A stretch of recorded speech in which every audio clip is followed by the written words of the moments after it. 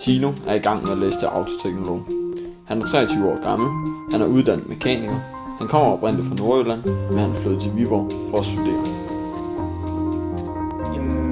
Hvorfor man skulle tage den her, hvis man kommer ud fra autobranchen, det vil jeg sige, det vil være skide godt, hvis man vil videre, hvis man vil have det skridt videre, hvis man vil lære at fejlsøge noget bedre og føler, at man har nået sit toppunkt inden for automechanikere og er træt af bare at lave service, nu gerne vil videre og stå over på teknikersiden, så er det helt klart vejen frem. Jeg havde en forventning om at komme herned og lære en masse nyt, især om at drive egen virksomhed på den måde, fordi jeg selv har intentioner om at blive selvstændig på et senere tidspunkt. Min far selv selvstændig, så jeg har en idé om at skulle drive det videre, og så vil jeg gerne have alle de hvad kan man sige, forberedelser, man overhovedet kan gøre for at kunne drive det selv, så man ikke kommer ud i nogle situationer, hvor man står uden baggrund til det her at skulle drive sit eget. Vi går meget i dybden med testeren, vi lærer at grundindstille og kode forskellige ting og arbejde mange af de tester, som jeg førhen har arbejdet med, som jeg så ikke har kendt så godt. Jeg har kun lært det grundlæggende af de forskellige svende, jeg nu har haft. Det særlige ved autoteknologuddannelsen i Viborg, det er, at den er mere, hvad skal man sige, den kører mere på de virkelige biler, altså de der dieselbiler og benzinbiler, man møder ude i den virkelige verden. Det er ikke racing-produceret, alt det vi lærer.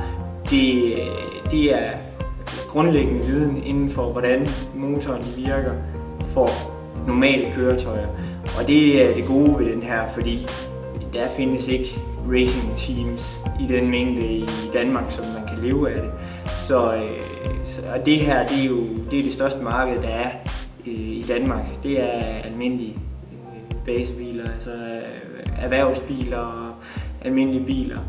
Og det er lige det, vi arbejder med og lærer med at gå i grunden. Det er det fede ved den her uddannelse. Man kan også sige, at den her den foregår på dansk, hvor den er. Det er faktisk rigtig fint at være her på skolen. Vi har nogle rigtig lækre lokaler oppe på campus. Det er en helt ny skole, så der er jo ikke noget at sætte en finger på den måde. Der har der nok været startproblemer, men det er ikke noget, vi har lagt mærke til overhovedet. De var over, da vi kom. Og vi har de bedste lærere over på Mercantech. Kan vi tydeligt mærke, de har virkelig styr på det, de fortæller om. Så koblingen mellem teori og praksis, den er faktisk rigtig god, fordi vi starter tit mandagen med, når vi er på Mercantech, med at få noget teori om de forskellige ting, og så går vi ud. Hvis ikke vi når sidst om mandagen, så starter vi om tirsdagen med at gå ud på værkstedet, og så køre det derude og få det ud i praksis og selv styre computeren. Vi får mange af tingene vist på projektoren inde i klasselokaler, hvordan vi selv går ind i systemer med computer. Og så bagefter får vi lov til selv at få lov at prøve det på bilerne, og så selv trykke på alle de knapper, vi overhovedet har lyst til for at prøve det af, for at se, hvad vi kan gøre derudover. Så der opdager vi nogle nye ting. Så der er ikke nogen grænser for, hvad vi må deroppe. Vi skal bare prøve det hele af. Laver vi fejl, så har vi også lært af det. Så dem får vi også lov til.